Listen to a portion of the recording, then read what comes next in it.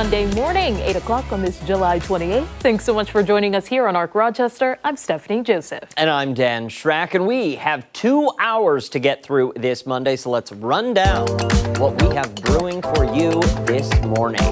Although we are still a few weeks away, this morning we are talking back to school prep. Aww. I know. From physical forms to sleep schedules, we're going to be sitting down with Dr. Elizabeth Murray for some tips on how to help your family make a smooth transition back to school. Do you still get the back to school scaries? Sometimes, especially when we're at the first day on scene with like a lot of schools. Yeah, just a tad. It takes me right back to like second grade. I was always excited. I got a new outfit. I never was.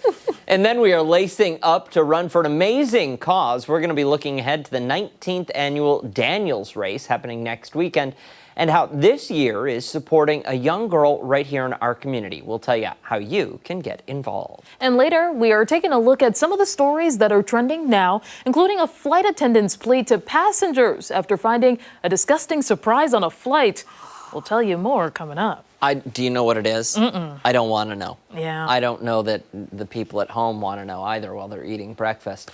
But before all of that, let's get a check of the forecast. Meteorologist Marty Snyder standing by with temperatures in the 90s, Marty. Yeah, those temperatures are going to heat up once again across the area, and yeah, we'll close in on 90 as we head into the afternoon. Just a lot of hazy sunshine out there right now, and I think that's going to be the theme today. That hazy sunshine holds on pretty well, and of course, that'll cause temperatures to increase pretty rapidly for us. We're going to see these numbers rise back to about 87 at noon, probably closing in on 90 for a high temperature today, maybe even a few lower 90s for a few areas south of town.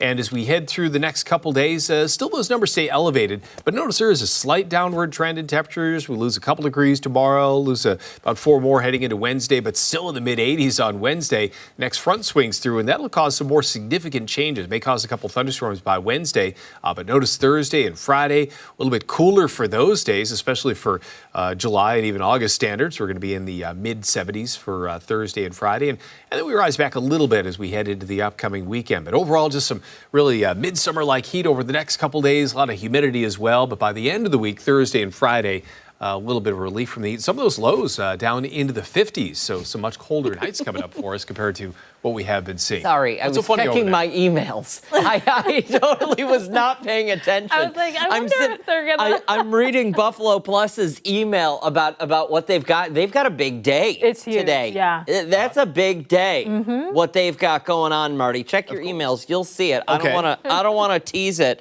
but yeah, I don't know when the next pod comes out.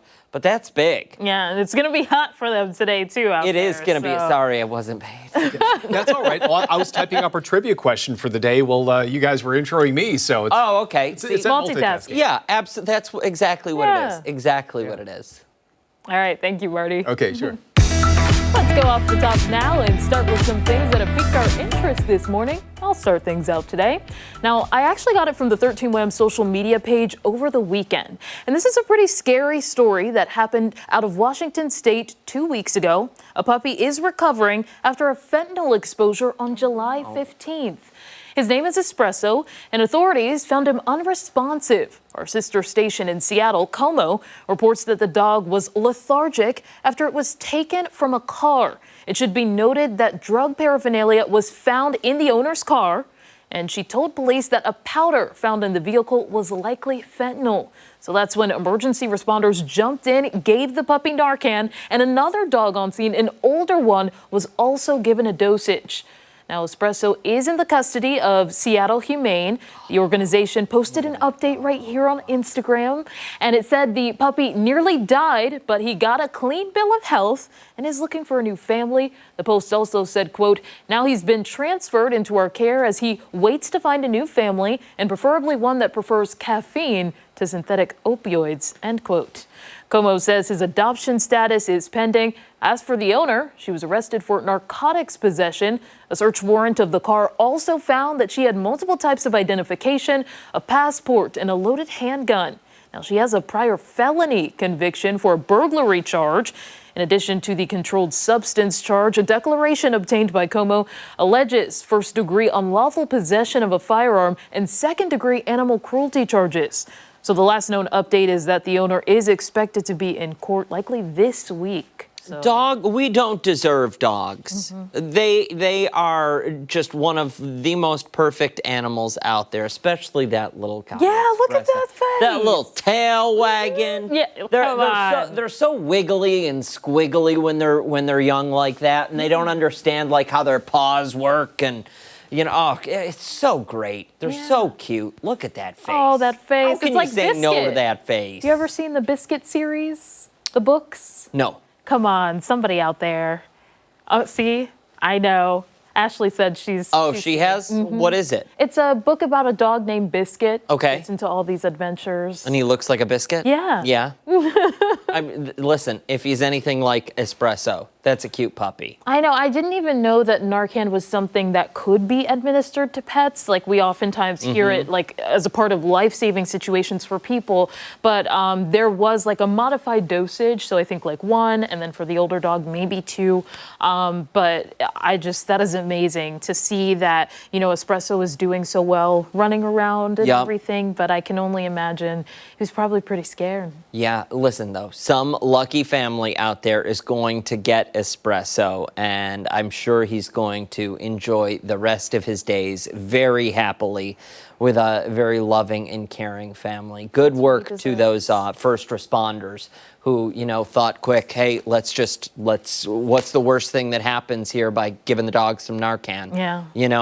When he's already unresponsive. So good work on their part. All right, let's move along to mine, and I'm talking about a cat burglar, literally. So we're talking about pets this morning. Yep. In New Zealand, a fluffy felon is making headlines one sock at a time. We want to introduce you to Leo. You see him there. He's a 15-month-old Tonkinese cat with a knack for stealing things that aren't his. And I'm not talking cat toys or leftover food. He's taking clothes, real clothing, underwear, gloves, sports bras, babies' onesies. One day he brought home 9 different pieces, enough to build an entire outfit if you didn't mind the mixed sizes. And here's the thing, he doesn't even play with them. He just dumps them in the house and walks away as if to say, here, this is for you, Mom. Oh. His owner, Mom, Helen North, says this all started when Leo was first allowed outdoors. Now he's brought home over 150 stolen items. Whoa. This guy is a crook, a criminal. They mostly come from clotheslines around the beachfront neighborhood, but he didn't stop with just swimwear. He claimed a $300 cashmere jersey from a place in Ponsonby, which is a very high-end store. She hadn't even worn it. And then my neighbour rang me and we got him on footage stealing. Yeah, caught on camera. Caught in the act with a cashmere sweater draped from his mouth like a trophy. This isn't a one-off incident. Leo's been caught hauling home a 5-foot stuffed snake, tagged rugby gear, some items with the price tags still on, never used. Wow. Guy could be going into clothing stores for all we know and just taking stuff off the rack. So what do you do when your cat turns into a criminal? Well, Helen tries to return the goods. She posts photos on a local WhatsApp and Facebook groups with messages like, are these your undies? As for the neighbors, they love it, or at least they say they do. One person now dries their clothes indoors to avoid being targeted. Another was disappointed that they haven't been robbed yet. North has tried just about everything, from keeping Leo indoors to leaving out clothes of her own, but has had no luck. She says he only wants things he's not supposed to have. And now if you're thinking to yourself, well, maybe let's get another cat, a friend, that might help. North says that could be risky because he may teach other animals how to break in, enter, and steal. That's for sure. From people. So for now, the cat burglar remains at large as he's allowed, napping probably, or out there scooping up something from a line of laundry drying in someone's backyard. Can you believe that? I can't. This cat just, I know that they can be a little mischievous, sometimes. to say the least. But this is interesting. This is. This has to be something that maybe he saw. I want to know the backstory on the cat a little bit more. So Helen posted a bunch of photos of the items, and it's like every bit of clothing you can imagine. Yeah. This cat has taken from somebody. Well, maybe one of his 9 lives was a fashion designer. I mean, that or a criminal. Yeah, I that mean, too. one of those two. What do you do when you've got an animal like that? Do you say no more outdoors for you? Oh my gosh. You can't take away outdoors. Yeah, or do you just hope that the neighbors are not that bothered and actually do enjoy it and think it's cute and funny? I would hope listen, that. You steal a $300 sweater from me, I'm not going to laugh it off. No, that's very expensive. I'm not going to buy a $300 sweater. I would say but there's also I'm not like- going to laugh it off. There's trainers out there too that may be able to shine some light. Get the cat whisperer Yeah. for this Leo. They're out there. Yeah. Well, we'll see how this plays out. Hey, don't go anywhere. We've got a lot more to come right here on ARC Rochester, including when we come back. Chris Lopez is breaking down some of the top political headlines in this morning's Political Pulse.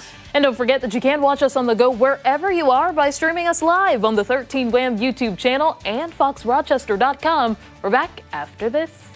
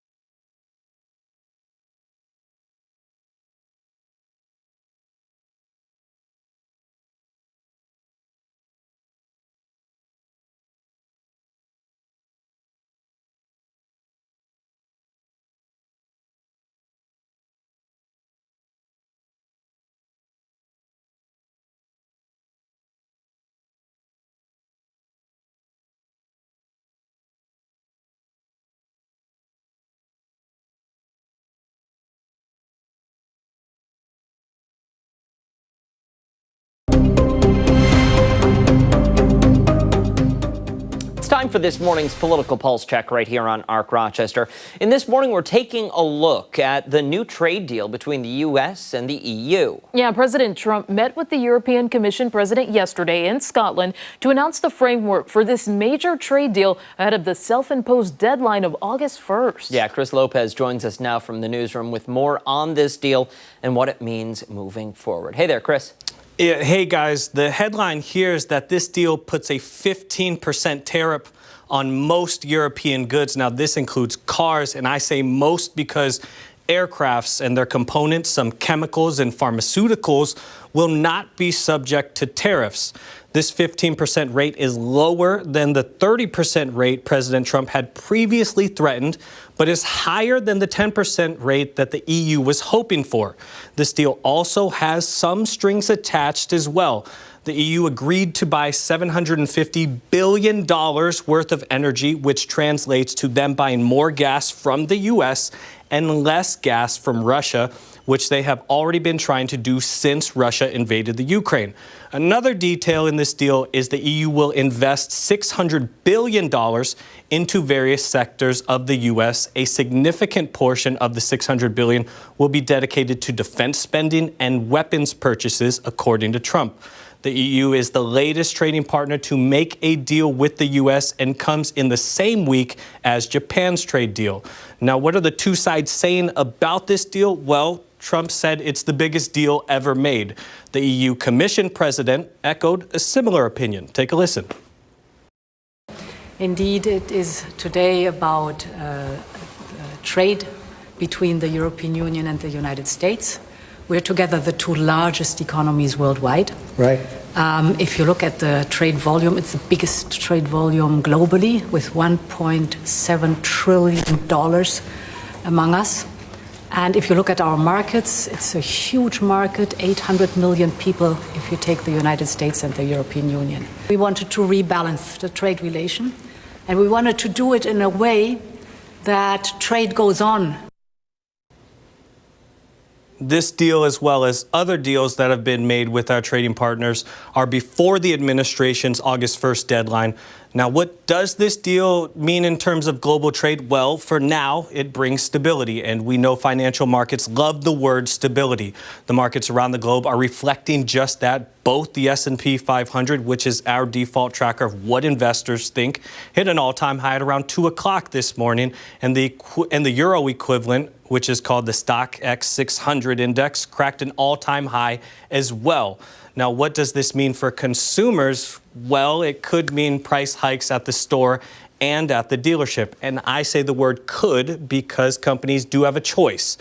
They can pass the extra cost on to their consumers. We've seen that in the electronics sector already, particularly in products coming from China.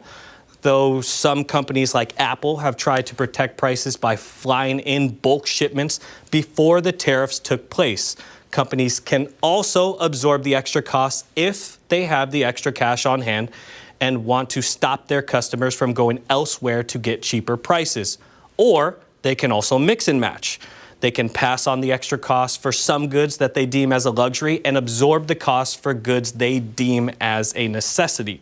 Now, this Friday marks August 1st, and there are still a lot of countries that have not yet made a deal, including two of our largest trading partners, Canada and Mexico. So this should get very interesting in the next few days coming. Guys? Interesting to see if the deadline will hold firm this go around, Chris, because we know the last deadline came and went, and the president offered extensions to a lot of countries. So we'll see how this one plays out. Yeah, and I kind of want to add on to that. He said that there's going to be no extensions. He said Friday is the absolute deadline. So we'll see if that holds. Okay. Thank you, sir. Hey, when we come back right here on ARC Rochester, we're going to check in with this morning's weather trivia. Meteorologist Marty Snyder will join us coming up after this.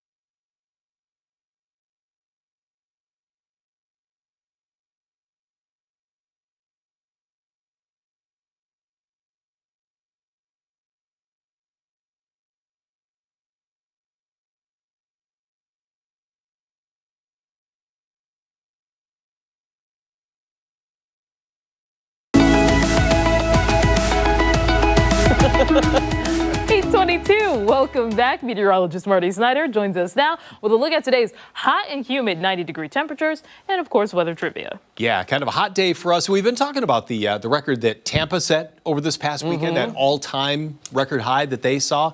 Well, I figured it was a good time to take a look at some of those all-time record highs from across the U.S. So we'll choose the state categories. So we'll choose Florida compared to New York, and we'll compare those all-time numbers. So this trivia question is related to that. So here's a question for today. We want to know how much higher is the all-time record high temperature for the state of Florida. So of all temperatures that have ever been recorded in the state of Florida compared to all temperatures that have ever been recorded in the state of New York, what's the difference between the highest number for both those states? Got it. So are they separated by a degree, 5 degrees, 7 degrees, or 10 degrees? How many degrees of separation? Ooh, so to speak. I guess, but I'm not Which confident about state is this. Kevin Bacon from? Ooh, that's a good question. Get But it? relative, degrees yes, separate. I get that, Yeah, yes.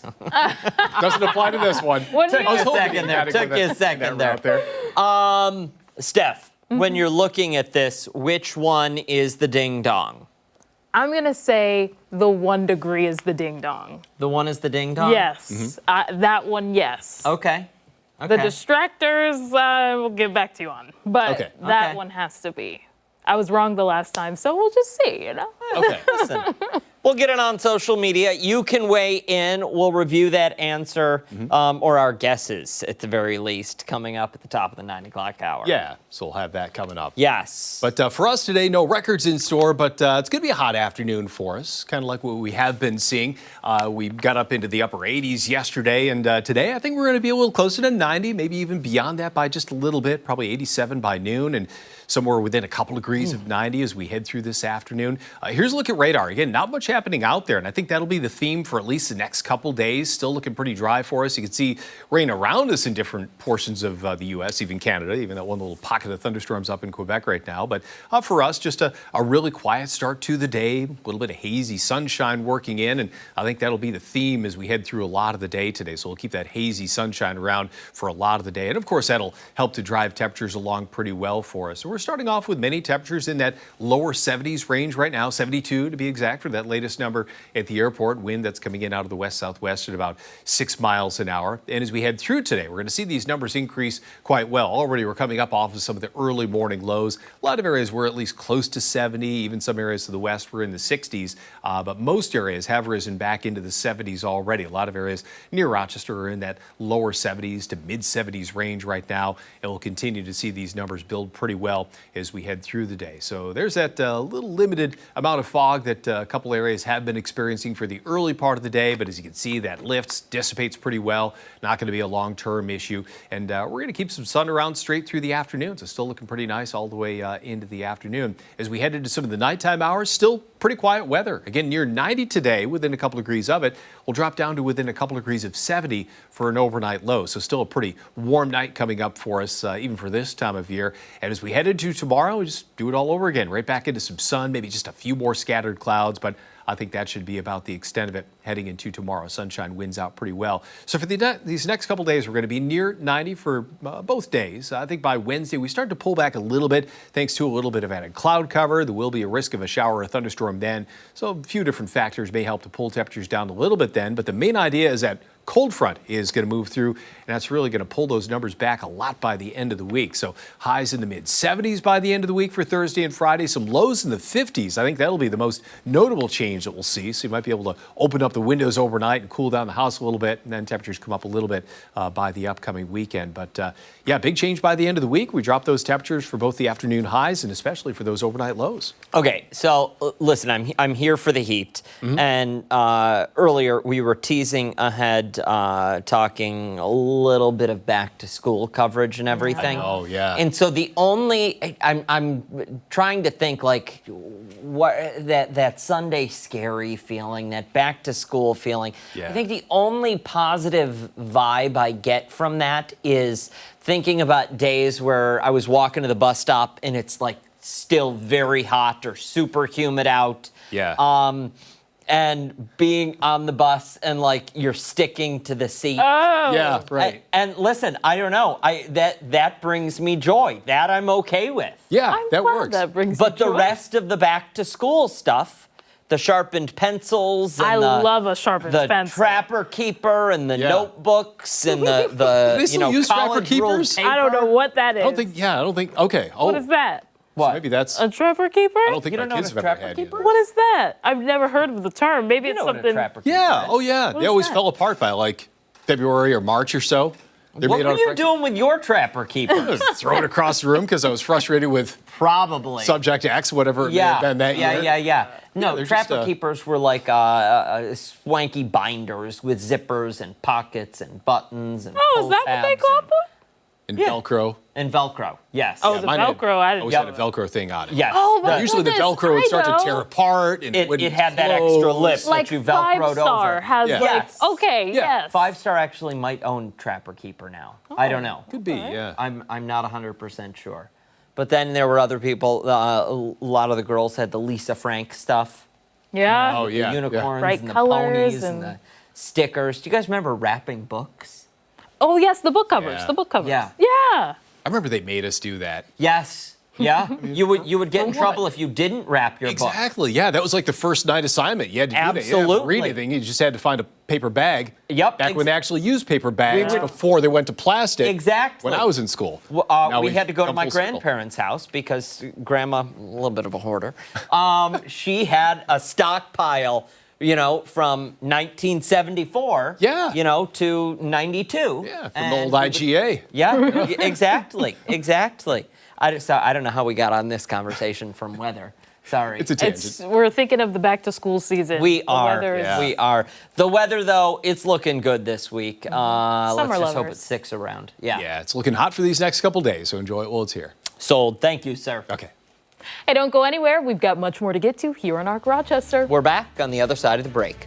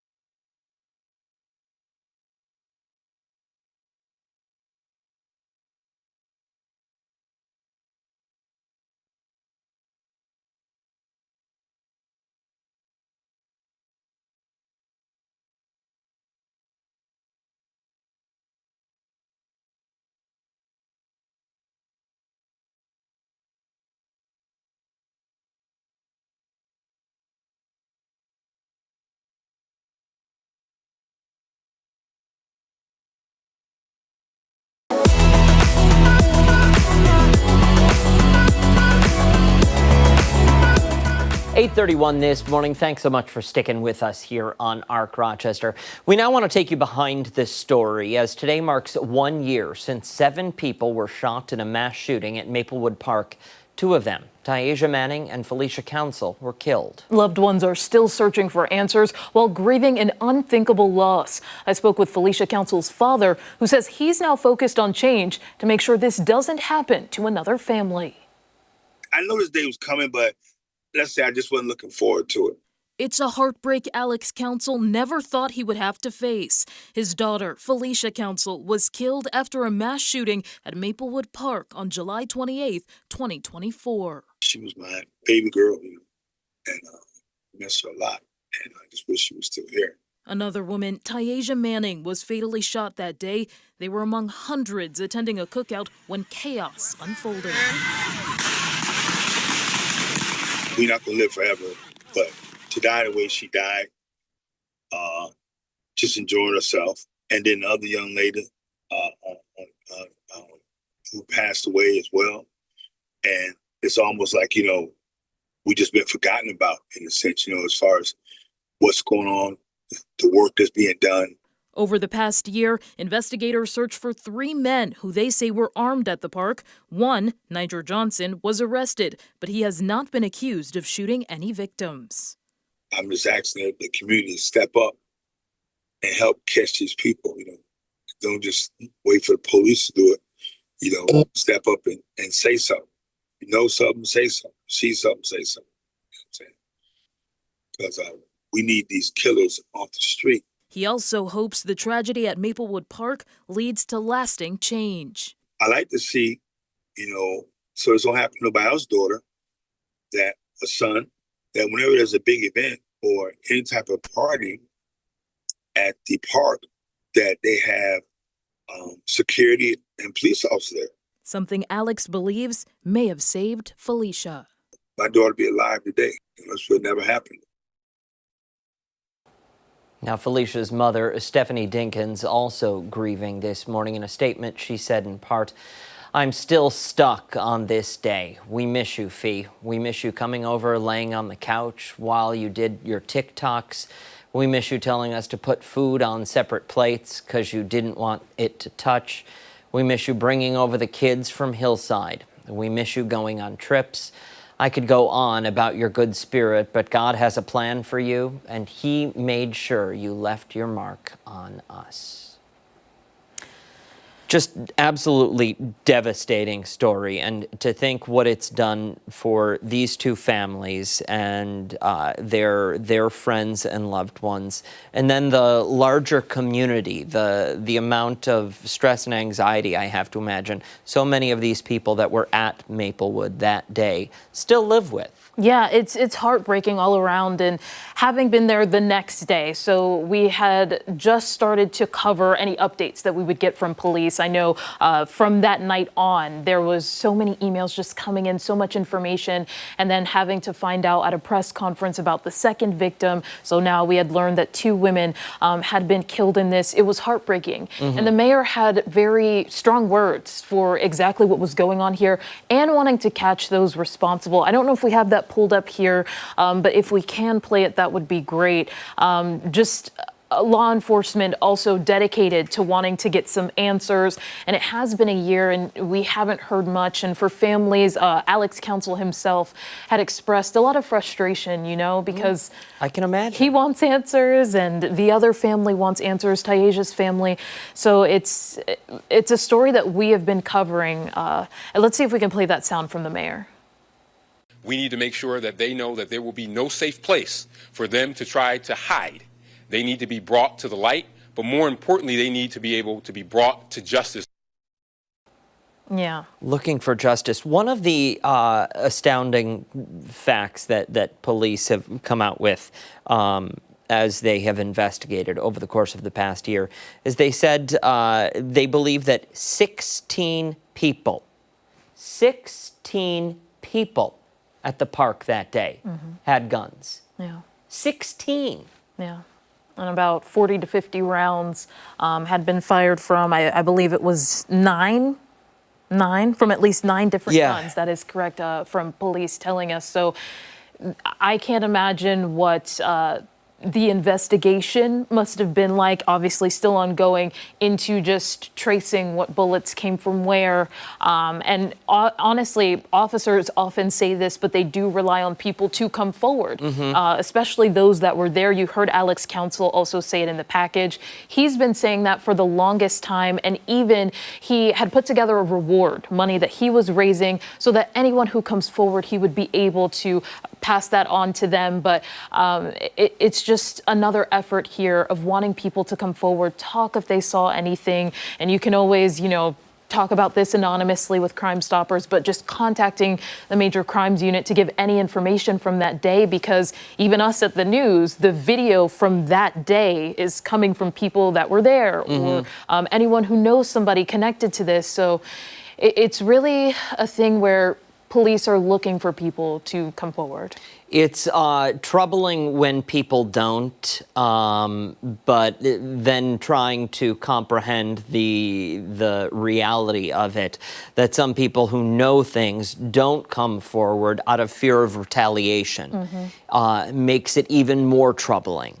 That more can't be done just to get to the bottom of this. I mean, you can't imagine. We heard from those family members, but you truly don't know what they're going through unless you live in their shoes, unless you are them, living with this pain day to day, that pain of no resolve, no answer, no justice. Exactly.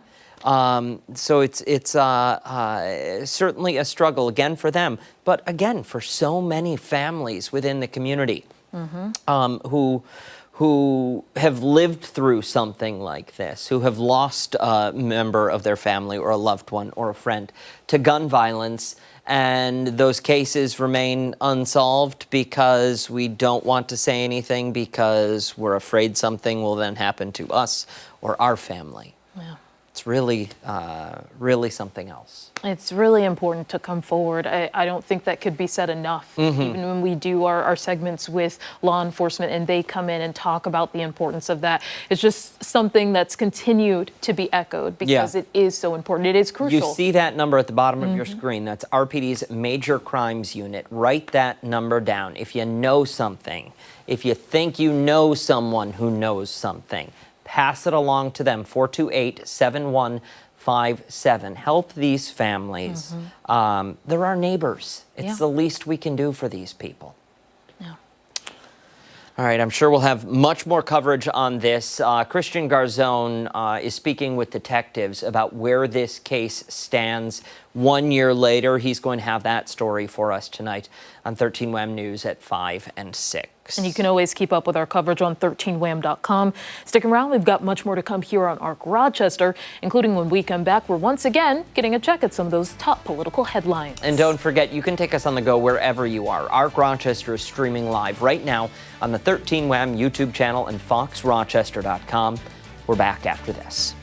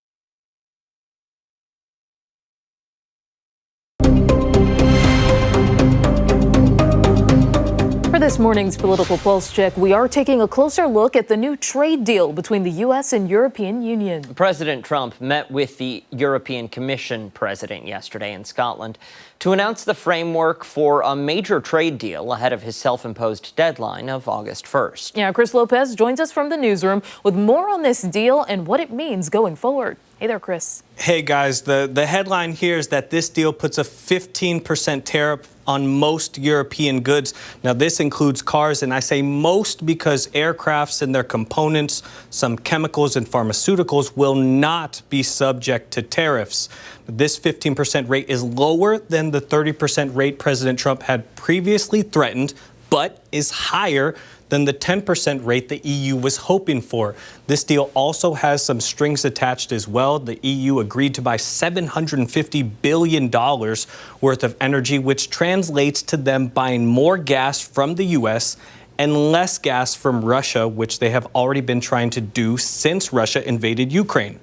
Another detail in this deal is the EU will invest $600 billion into various sectors of the U.S. A significant portion of the $600 billion will be dedicated to defense spending and weapons purchases. According to Trump, the EU is the latest trading partner to make a deal with the U.S. and comes in the same week as Japan's trade deal. What are people saying about the deal? Well, Trump said it's the biggest deal ever made. The European Commission President, Ursula von der Leyen, echoed similar sentiment. Others, well, they offered different reactions. I don't think the countries that are not going to go along with this are going to have a choice because they're between Iraq and Donald Trump. The more deals we have with other countries, the more leverage it gives the president and his team. This is a major moment for transatlantic trade. As we get into this back-to-school timeframe, September and October, people are really going to notice those price increases because now we actually know what the formula looks like going forward. This deal, as well as other deals that have been made with our trading partners, are before the administration's August 1st deadline. Now, what this deal means in terms of global trade, well, for now, it brings stability, and we know financial markets love the word stability. Markets around the globe are reflecting just that. Both the S&P 500, which is our default tracker of what investors think, hit an all-time high at around 2 o'clock this morning. And the euro equivalent, which is called the 600 euro index, cracked an all-time high as well. Now, what does this mean for consumers? Well, it could mean price hikes at the store and at the dealership. I say the word could because companies do have a choice. They can pass the extra costs on to their consumers. We've seen that in the electronics sector already, particularly in products coming from China. Though some companies like Apple have tried to protect prices by flying in bulk shipments before the tariffs took effect, companies can also absorb the extra costs if they have the extra cash on hand and want to stop their customers from going elsewhere to get a cheaper price. Or they can also mix and match. They can pass the extra cost on for some goods that they deem as luxury and absorb the costs for the goods they deem as a necessity. This Friday is the deadline for countries to make a deal, and there's still a handful that haven't yet, including Canada and Mexico, our two largest trading partners. Trump is meeting with the UK Prime Minister this morning to talk trade, so it'll be very interesting to hear the outcome of that talk. Guys, back to you in studio. All right. Sure. Yeah, Chris Lopez in the newsroom. Thank you very much, sir. Appreciate it. Hey, stick around. We've got much more to come here on ARC Rochester, including when we come back, we're getting some advice for parents on how they can avoid burnout this summer. Yeah, Dr. Murray will join us on the other side of the break.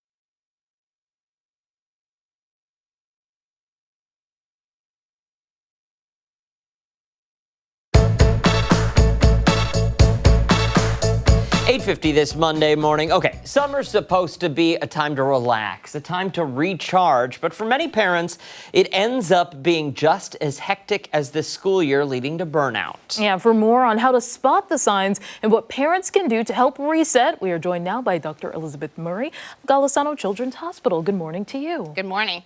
So a lot to get into here. I think all of us can understand that parents kind of take on a lot, reasonably so, and in the summer, maybe even more so, occupying the kids and even thinking ahead to back to school. Right. I know it's amazing to think that August is Friday, right? You know, we have a month left and you think, oh, where has it all gone? But, you know, the mental load is still definitely there. You know, as parents, we have expectations and we always struggle regardless of the topic of when expectations don't meet reality. And I think that, you know, if summer, we don't get to take a summer break necessarily. Maybe you can plan your vacation that way. But, you know, the continuous planning and the kids not having the structure of school, they still want some type of structure, and organizing those camps, getting the right camp, getting the kids to camp, all of those things is a lot. And so we have to make sure that we're taking care of ourselves too. And we're a social media driven society over the course of the past 10, 15 years. And I think that's added to the trying to keep up with the Joneses. When you see the Joneses and their perfect Disney vacation on Instagram, you think to yourself, my Disney trip didn't look anything like this. We lost one kid, one was crying, you know what I mean? And I have to imagine for a lot of parents, they feel like they are not living up to the parental expectation. Yeah, and I think it's important to kind of take a step back and say, you know, what do we know? What do we know that kids need? We know that one stable, supportive adult, consistent adult in a child's life is incredibly protective and beneficial for building resilience and building confidence and what they need. You know, we know that eating dinner as a family or having one meal together as a family unit, whatever that family structure and unit looks like for you is fine, but having that one meal together is important, where we share our day, where we have our time. As parents, we know that a lot of times it's that car ride to school or to do errands that a few minutes into the trip, stuff starts coming out and the conversations start happening. And so, you know, when we reflect on that and think, you know, some of it is those simple things that are so really important, you know, the rest is just bonus. And it doesn't have to be front row seats at the hottest concert. You know, there's a lot of different ways we can share in experiences together that is special for our family, and kind of meeting the expectations and talking to our family and saying what is important to us is, I think, where we need to be, because you're right, it is so easy to look at the other families. I mean, in reality, I think you need like 2 to 3 adults per one child to go to Disney, right? Yeah. It is a lot, but you know, both of my kids definitely still talk about the first time they got to ride the jackrabbit at Seabreeze. You know, that is a fun memory too. So it's all can be balanced. I think another thing that you often hear parents say is like, where did the time go, for example? So what would you recommend in terms of finding those moments to slow down and really take those little, you know, times, little things that you do together and appreciate them more? Well, I think the kids can plan out some of the events too. You know, what is their idea? And again, it doesn't have to be a grandiose thing. You know, maybe there is a park they want to go to. Maybe there's a new ice cream place that they really want to go to. You know, whatever it is, having them be involved in picking the events is always really, really helpful. I mean, we are lucky also enough to live in an area where there's 1,000 things to do within a 2-hour driving radius, right? Including going to another country to visit Toronto and things like that. So, you know, there's a lot of different opportunities that don't have to be, we're gone for 2 weeks on a trip. We can get a lot of neat places in a short period of time. And, you know, planning that out with them, it balances that. What are my friends doing? What do I want to do? Yeah, I think a lot of people want to live up to the grandiose ideals, when really even the smallest moment you can make huge and impactful. And the jackrabbit, like you mentioned, it's not huge, but it left such a memory. You know. Yeah, and I think it's about kind of reflection. And, you know, kids can think back. I heard somebody else kind of talking about, instead of saying to your child, you know, what did you do today, or how was camp, you can change it a little bit, change the framework of, what was something fun that happened today?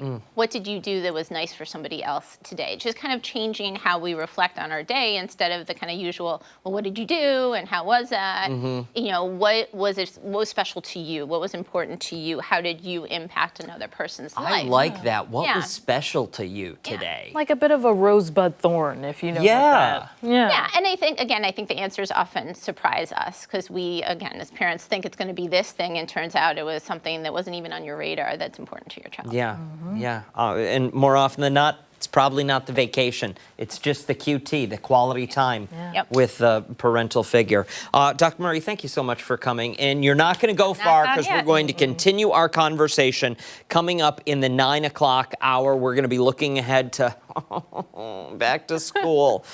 Murray's going to join us once again to walk us through what you need to know to have a smooth transition from summer to the classroom. Yeah, stick around. Our Rochester returns right after this.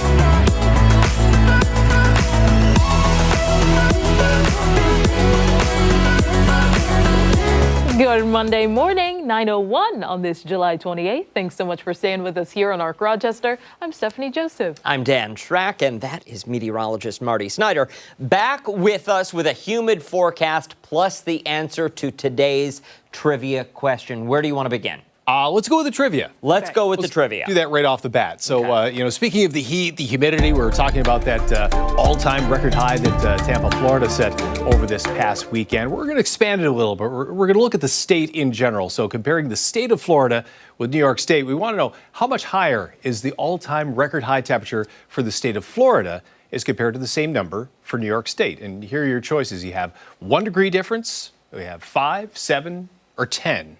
What's the difference between the two states as far as the numbers? So we have, let's see, Cheryl with C, so that would be 7, Janet with A, which would be 1, and Eva and Julie with C, which is 7. And now, Steph, you said the ding-dong in this is A, the 1 degrees. The ding-dong, the one that is put in there to try and trip you up. Yeah. I'm pretty confident in that. I don't know, Marty's. I can never read your face.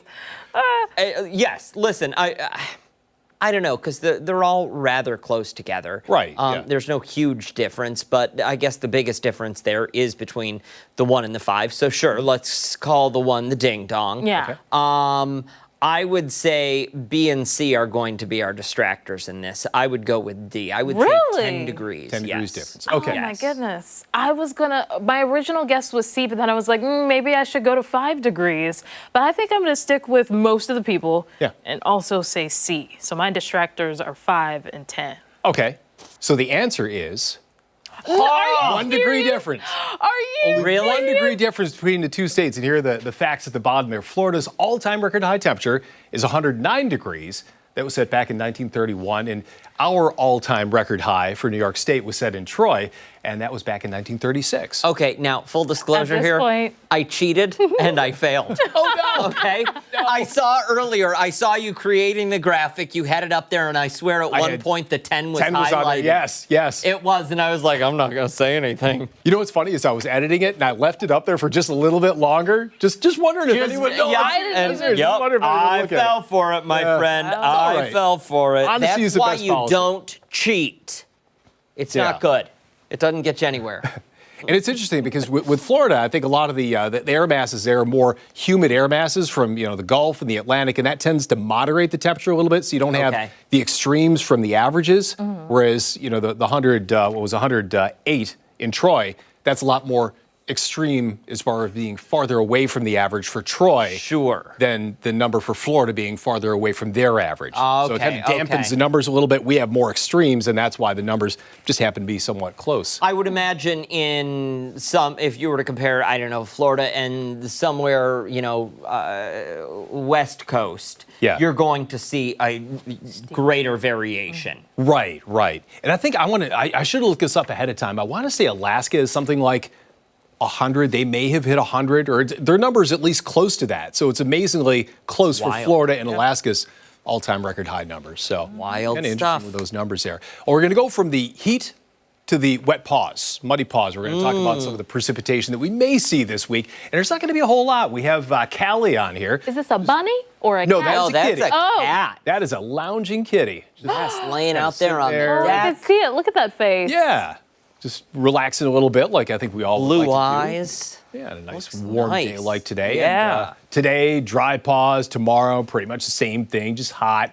Stay in the shade like Callie's doing there. Wednesday, the risk of a shower or thunderstorm comes up a little bit, but that should be about it. Overall, kind of another dry week coming up for us. Just fairly humid over these next couple days, but that precipitation risk does stay pretty low for us. Today, we're going to hold on to temperatures close to 90 by the afternoon. We're going to see a lot of sunshine for a lot of the day. Really not much precipitation around us. You have to look a pretty good distance away to find much.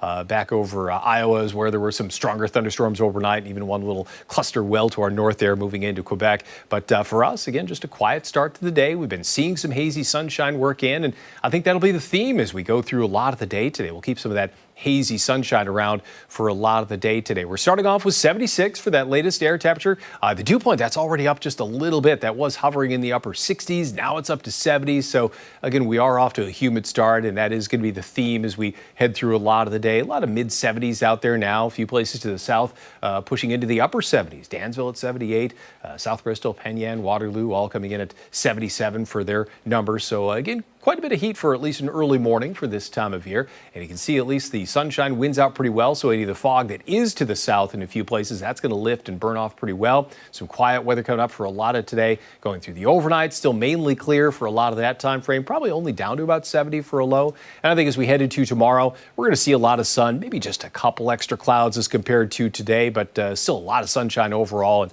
looks like some very summer-like weather for these next couple days. And even after we start to drop back a little bit, we'll lose about probably 6 degrees or so between today and Wednesday, but still 86 for a high, still very summer-like, maybe a shower or thunderstorm by then as a front approaches. And after that front moves through, some cooler air moves in, at least cooler, relatively speaking, for this time of year, some mid-70s to finish off the work week. And numbers may bounce back a little bit as we head into the weekend, but not quite as high as what we'll see over these next couple days. So very summer-like for the next 2 days, and even after the temperatures pull back a little bit, still some pretty nice weather in store for us. A lot of cool nights, which I think is going to be what a lot of folks will like. Can you go back to the time lapse from the tower cam? I can't. I'd have to run over to the... Oh, okay. You want me to run over and show you? Yeah, will you? Because okay. I have a question about something I'm seeing in that. Let's see what we got. There's a shadow, and You think it's a bird? No, I don't know what it's a shadow of. You know what I'm talking about. It's in the lower left-hand corner of that screen. Okay, let me find that one point here. Give me a second. Okay. Okay, right there, where I'm toggling back and forth. You see in the lower left? Yes, right there. What am I looking at? What's that a shadow of? That is the shadow of the tower on Pinnacle Hill. So that's the shadow of the tower that the camera is on, or one of them at the top of Pinnacle Hill. There are a few towers at the top there. So that's just the shadow being cast down onto the hill as the sun rises and moves across the sky. But why does it repeat? Oh, because I was toggling it back and forth, just trying to find that. Okay. Let's see if it'll go straight through. If I hit the button now. There you go. See how it moves straight through? Okay. I was just going back and forth trying to find it for I you. thought I was going a little crazy, and I was like, are there more sources of light out there than just the sun? Nope, no. What's happening? What in the world? No conspiracy theories today. Listen, I mean, there are other stars Monday, out there, people. but Right. Listen, The impact lucky is I minimal. showed up, okay? All right, Marty, thank you. We appreciate it. Hey, stick around. We've got much more to get to here on ARC Rochester, including when we come back. We are helping parents create those checklists as we approach back to school season. And don't forget, you can take us on the go wherever you are. ARC Rochester is streaming live right now on the 13WHAM YouTube channel and foxrochester.com. Don't go far. We're back on the other side of the break.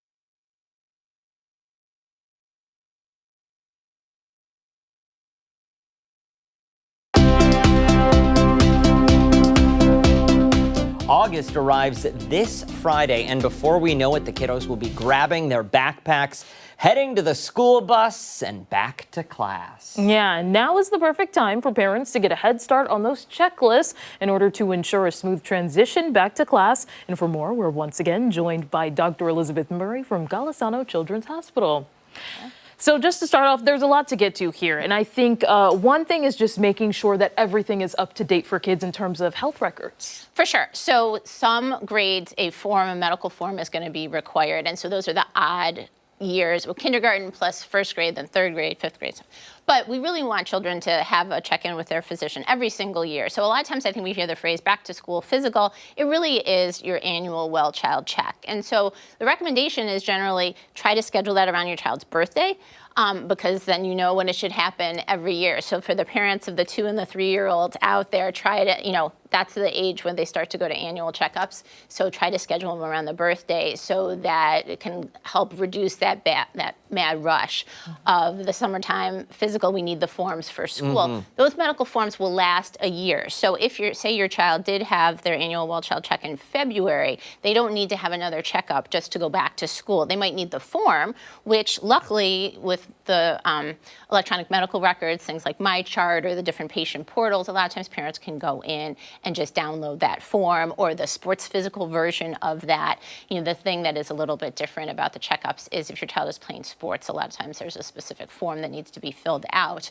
But again, that doesn't necessarily mean they have to have another checkup as long as they're current with everything else. Any vaccinations, or is that something that would happen during the wellness checkup? For sports, not necessarily. At the regular school level, colleges sometimes have their own rules about things as well. But in New York State, to be enrolled in school, you have to be vaccinated. And so we do unfortunately see a couple hundred children every year get delayed entry to school because their kindergarten vaccines specifically are not necessarily up to date. So the school will be in communication with you. But again, having those annual checkups with your child's primary care provider will ensure that they are up to date and well protected. Good to know. And besides physical well-being, we know mental health is also an important aspect of things. And I think a conversation that's going to be happening in a lot of households is about the new cell phone policy, digital device policy, really in schools. How do you kind of advise parents to navigate that? Well, we'll find out by the end of this week what the school policies are going to look like. Schools have to turn them in by August 1st. But again,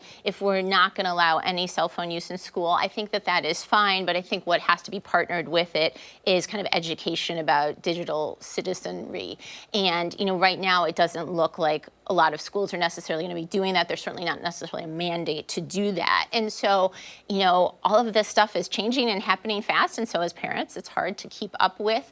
But, if as soon as the child comes home from school, they're going to want them to be on their device. And so setting that kind of routine early on for the younger children, if they're going to have access to a tablet, are they sitting at the kitchen table? Are you in their sphere so you're very aware of what they're doing? Those are good things there. Making sure you as a parent understand what all those apps are capable of.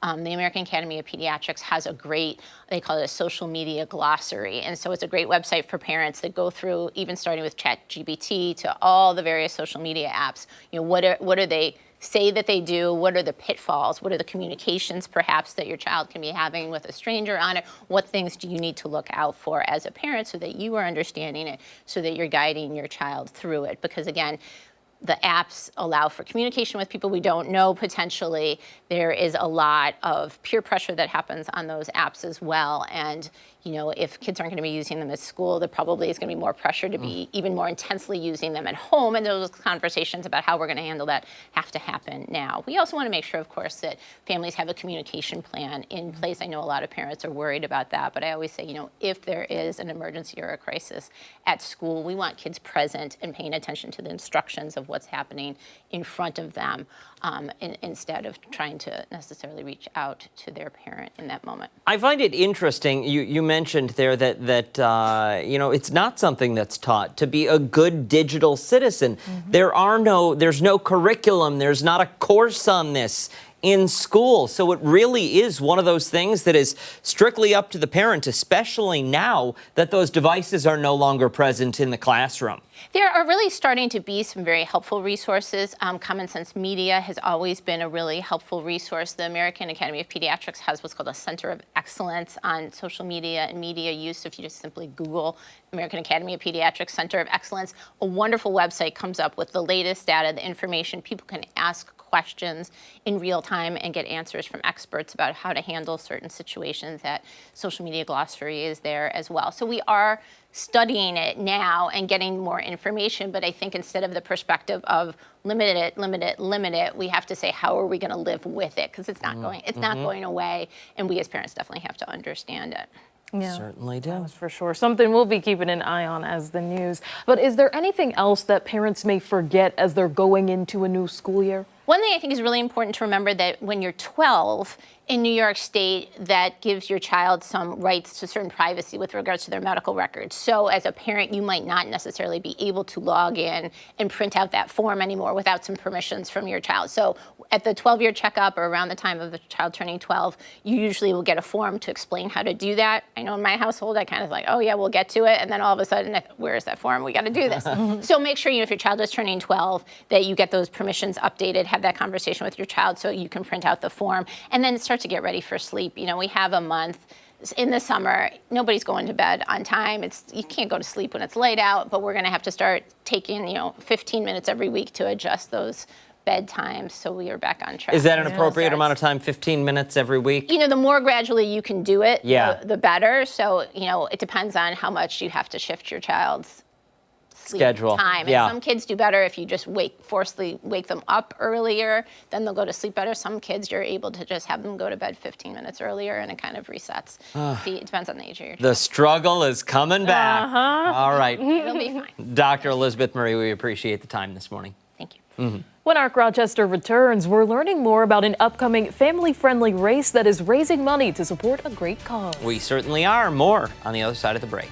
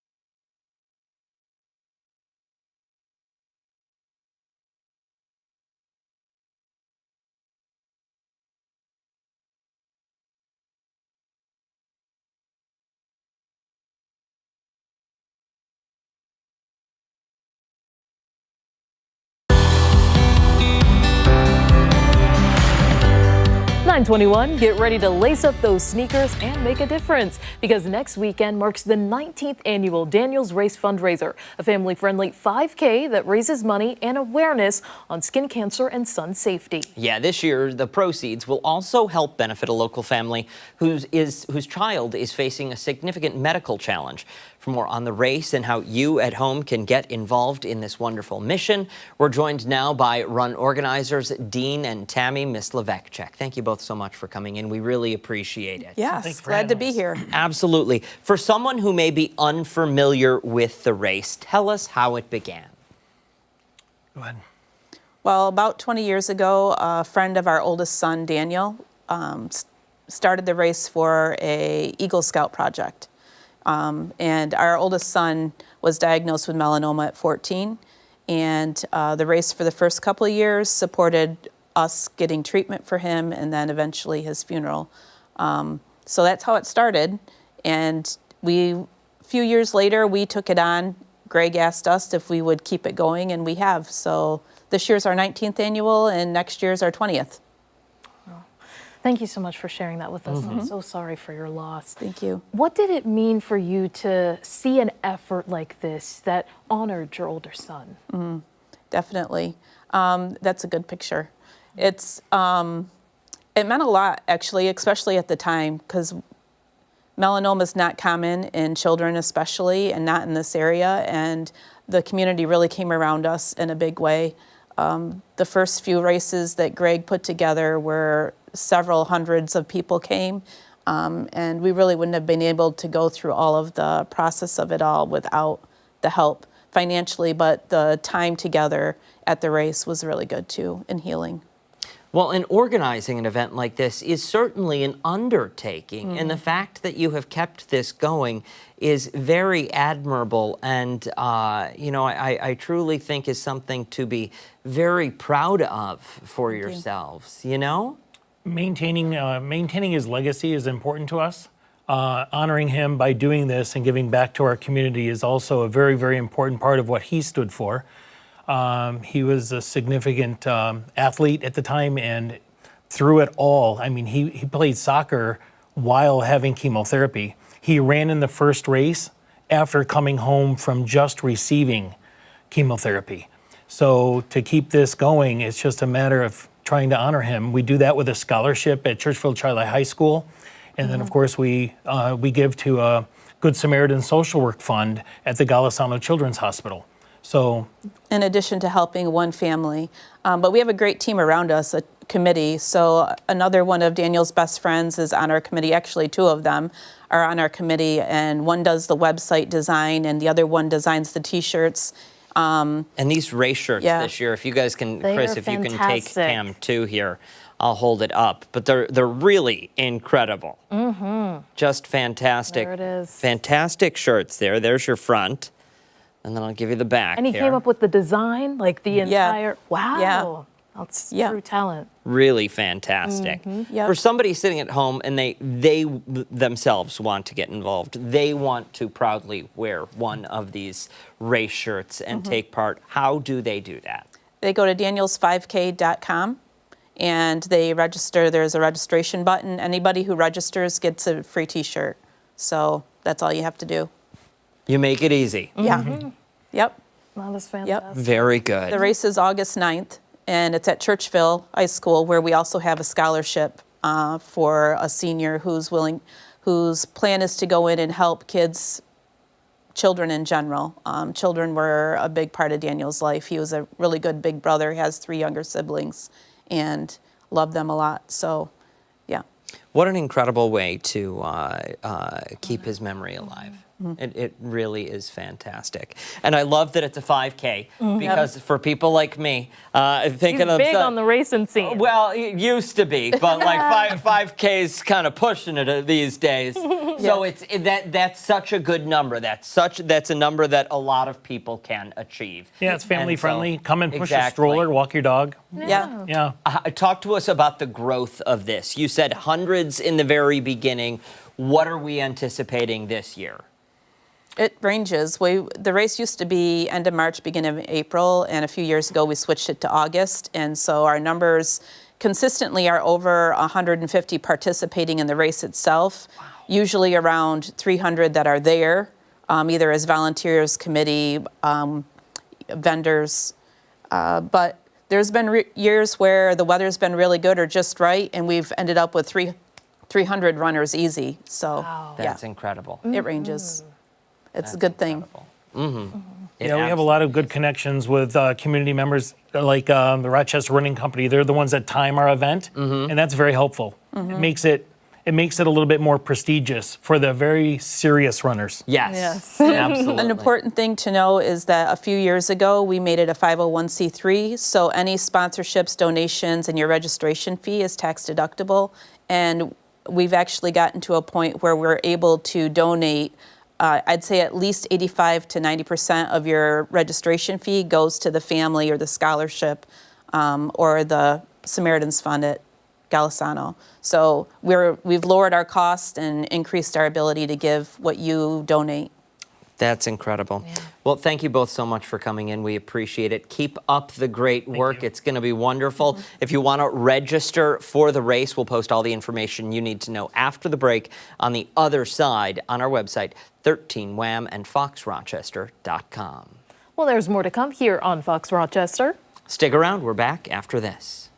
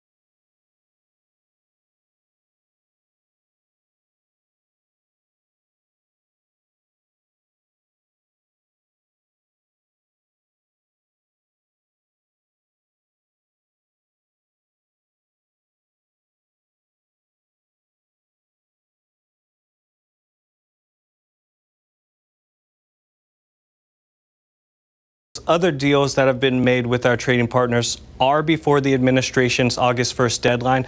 Now, what does this deal mean in terms of global trade? Well, for now, it brings stability, and we know financial markets love the word stability. The markets around the globe are reflecting just that. On the U.S. side, the S&P 500 futures hit an all-time high this morning, and the VIX, which measures volatility in our markets, investors hate the word volatility, is near a year-to-date low. Now, scanning over to the European markets, their S&P 500 equivalent hit an all-time high as well. What does this mean for consumers? Well, it could mean price hikes at the store and at the dealership. I say the word could because companies do have a choice.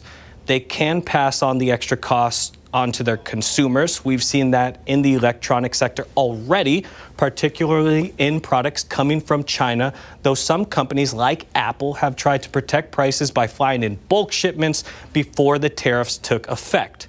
Companies can also absorb the extra costs if they have the extra cash on hand and want to stop their customers from going elsewhere to get cheaper prices. Or they can also mix and match, pass the extra cost on for some goods that they deem as a luxury and absorb the cost for goods they deem a necessity.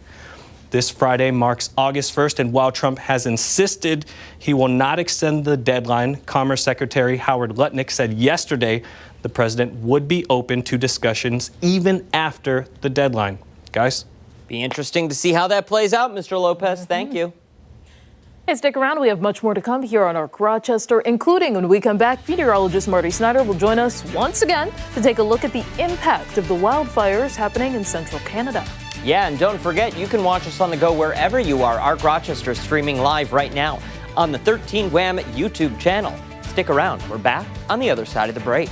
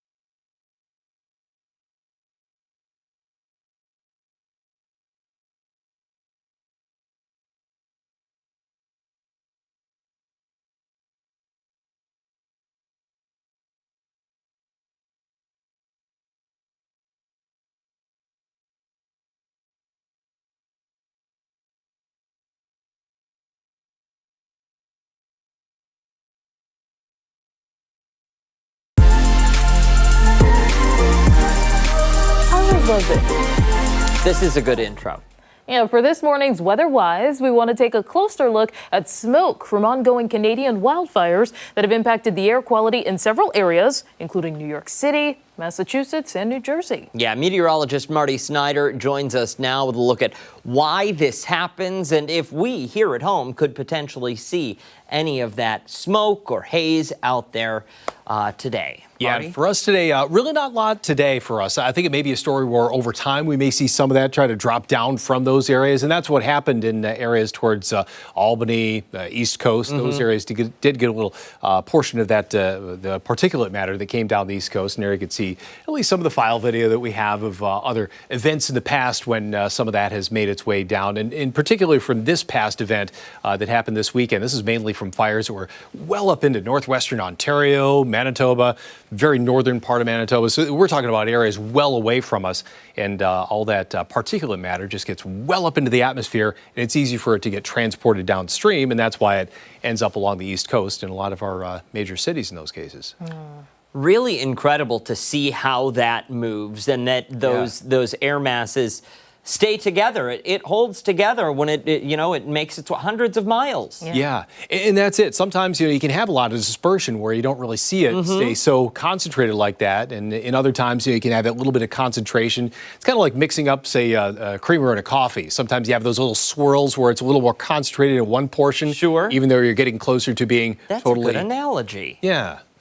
It's about the closest thing I can come to that kind of explains what that what works. That. Yeah. It is really interesting because it seems like this has become a bit of a recurring thing. My first summer here, I was covering wildfire smoke, and it seems like something that happens every summer. Why is that the case? Yeah, and it's just we get that transportation method from those areas up to the north. You get everything caught in the jet stream or somewhere in the upper portion of the atmosphere, and that's that transportation mechanism. And sometimes, we really don't have a whole lot of a change in the air quality at the surface. Sometimes you can have that difference where you see that smoke aloft, you can see those pretty sunsets, and sometimes it may not really cause a whole lot of impact at the surface where it's all just kind of trapped well up into the atmosphere and doesn't disperse down to the surface. So sometimes you can get that as well. And with that jet stream, we're talking like 30, 35,000 feet. Yeah, we're well up there into the atmosphere, yeah. Even above that in some cases. So, yeah, this stuff is just getting well up into the atmosphere, and that causes that transportation method where it just gets caught in that channel, doesn't have a chance to disperse all that much, and it transports it rather than disperses it more. And that's why you still get that little bit of a concentration once it finally arrives here or on the East Coast. What forces it? What forces it down? Is it an area of high pressure that would force it back down? Yeah, well, sometimes, out of that jet stream? Yeah, with an area of high pressure, what happens is sometimes you can have a cap on the atmosphere where it just gets trapped under a more stable portion of the atmosphere. So that is one of the impacts. Once it does get mixed down, say by a thunderstorm or different processes. Okay. You can get that little cap in the atmosphere where it holds it in closer to the surface. And that's when you get video like this, when you have it more closer to the surface. You see that haze in the atmosphere where, in this one case here where you're looking from Cobb's Hill towards downtown, you can see it in that short distance rather than just a pretty sunset when sometimes it's just trapped well up into the atmosphere and it just filters the sunlight in that case. Yeah. And Stephannie, to your point, sorry to cut you off, but you were saying your first summer here, all you did was wildfires, and I feel like that we had so much wildfire smoke, it was impacting air quality day in and day out. Yeah. I mean, you took the words right out of my mouth. It interrupted festivals, people would postpone things, and then it became a concern health quality-wise, depending on what the index was. Exactly, yeah, and that's a good point you bring up, that air quality index. Took a look at the air quality index for today, and we're in the moderate category today. It's likely today's not so much from wildfires, but this is just a case where you get these hot afternoons and sometimes that number does elevate just given the fact that ozone can get produced in the atmosphere that causes that degradation of the atmosphere just a little bit at the surface. So on those days, you just kind of back off on your activity a little bit, especially just given the heat. Not even just the air quality. It's that the heat and humidity too. Yeah, definitely plays a factor in how you're feeling when you're outdoors and how much time you want to spend outdoors. Yeah, got to watch it on days like this. All right. Thank you, sir. We appreciate it. Hey, sure. Hey, stick around when Arc Rochester returns. We're taking a look at some of the stories that have people talking this morning. Yeah, and I think in trending now, there's a story that is kind of gross. Yeah. If I'm not mistaken. You probably don't want to miss it. We're back after this.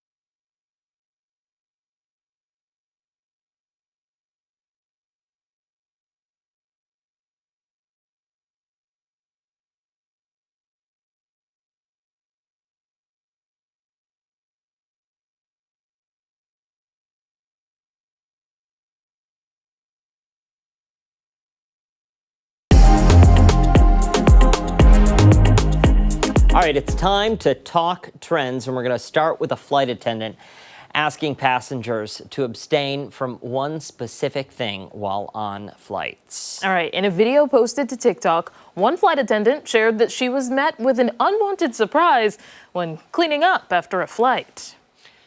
This is so gross already.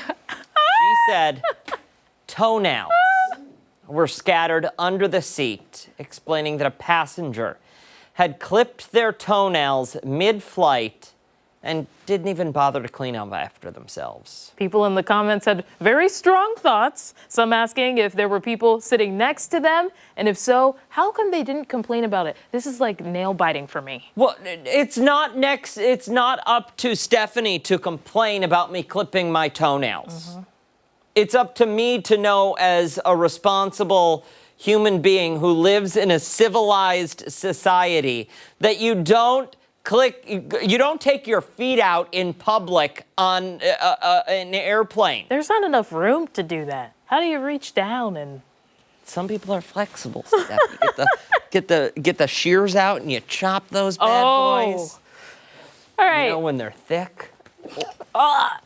Gross. Others saying they didn't see anything wrong with it. What? People also use this post to share how they've noticed going barefoot on flights has become, quote, a typical sight. Okay, I have seen people go barefoot and in socks to the bathroom on an airplane. That has got infection and fungus and it written all over it. Yeah. That's I can imagine. That breaks every rule in the playbook. It's like sticky in there sometimes. Well, yeah, because do you know what's on that floor? You don't want to know what's on that floor. No. That's Nova. This gets 2 no votes from me. Yeah. Don't do it. I once saw. Don't you give me that look. On my way to work, I once saw someone, you know those, they've got those things to get the rough calluses off your feet? On the subway, I'm going to work, and somebody's sitting there going like this, chiseling away at their feet. That's when you the put most hood up and disgusting thing in the world. Yeah. In the world. To do that without water. You don't, to do that in front of other people. That is a private moment for you and the bathroom mirror, and that's it. Yeah. Nobody else. All right, let's move along. Yeah. All right.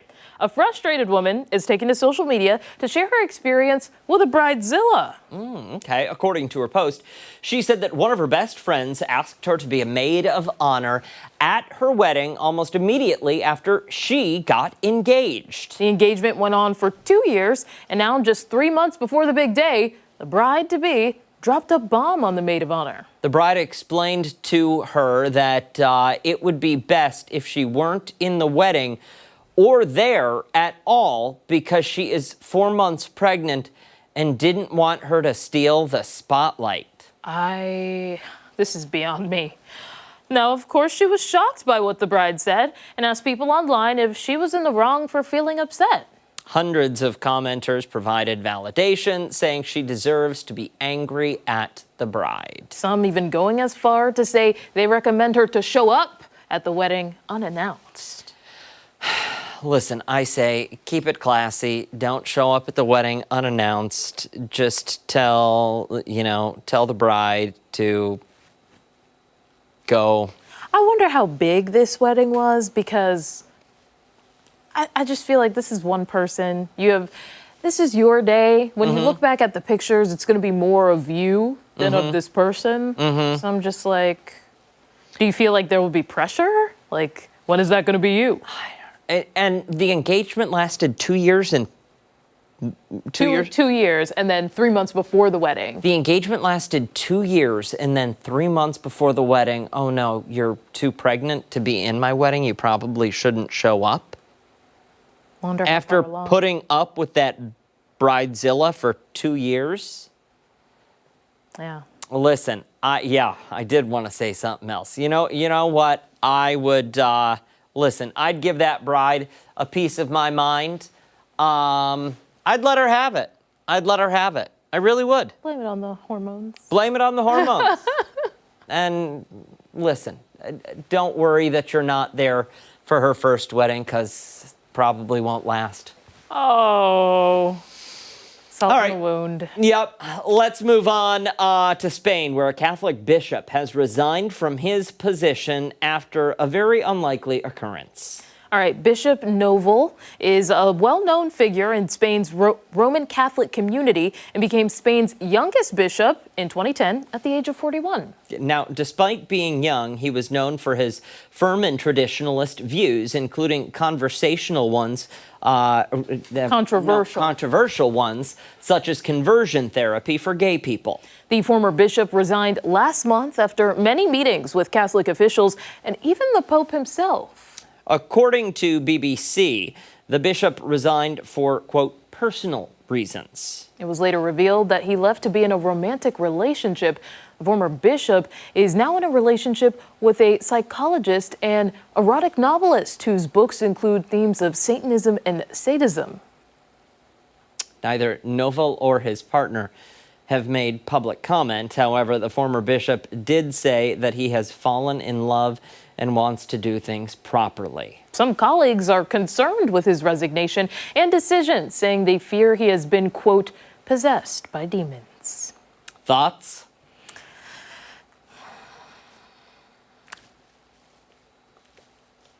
I am torn. Okay. One, I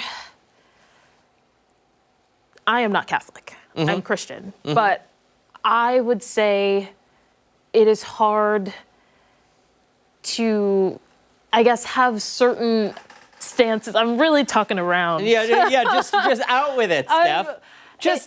Who cares? I think that it's good that you are going on to live your life in the best way that you see fit. Everyone should feel that degree of freedom, but also to be in a place where not everyone felt accepted because of some of the views that you may have held. It's just really hard to see others kind of welcoming this with open arms, which is why I think it's such a story, because you go from one extreme to maybe not another extreme, but just another place. The author into Satanism, the fact that that's who the relationship with, that's interesting. Yeah. Interesting angle to the story. But conversion therapy is not real. It does not work. Stop trying to convert gay people. Yeah. Come on. It's 2025, people. Let's move on. 9:53. Stick around when Arc Rochester returns its this morning's final thoughts. We're back after this.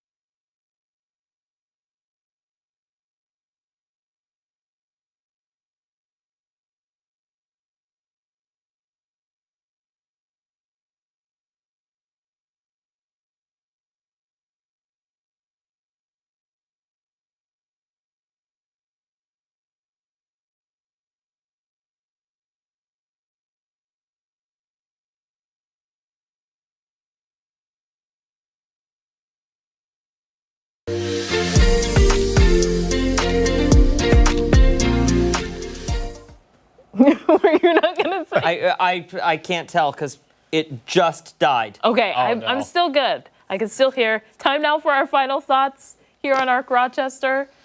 Who's got what? The toenail story is still, that's causing me trouble. awful. I can't. Internally, not to bring I'm that up still again. like, That's rough. Chris Lopez seems like the kind of guy that would do that. No. no, Not even He close. doesn't Cut give me my that. nails and when I'm in the public? Yeah, no. No? No. No. Okay. I stay quiet about a lot of stuff. I try just to, put up a wall when I'm on a plane. But Yeah. something like that, I I go to would sleep. go off. What would the Marty Snyder reaction be? I'd say, what is wrong with, I'd literally say, what is wrong with you? Yeah. I would. I mean, I'd have to that's be honest fair. because there's something wrong with that. You don't do that. That is 100% true. What are you doing? Why are you doing it? Yeah. You know what they're doing. Why not just say, why are you doing that? Oh yeah, we'll cut the what? Yeah. What are you doing? Why? Nasty. But Or, are clippers something you're able to bring on a plane? I think so. I don't even know. I didn't think so. know that was something either. I'd leave at home Like anyway. scissors. Right. I don't know. I think I might, to avoid, not that I'm trying to avoid controversy, but I think I would hit the button and hope that the flight attendant would come over and notice. Yeah. And no, I don't need a glass of water. I need you to I need your help. address this. Hey, that does it for us here on Arc Rochester. Make sure to wake up with us again tomorrow morning starting at 4:57 over on 13 Wham ABC. Right. And we also have a bunch more live local news coming up later with me and Marty. 13 Wham News at midday. We'll see you then. Bye. Bye.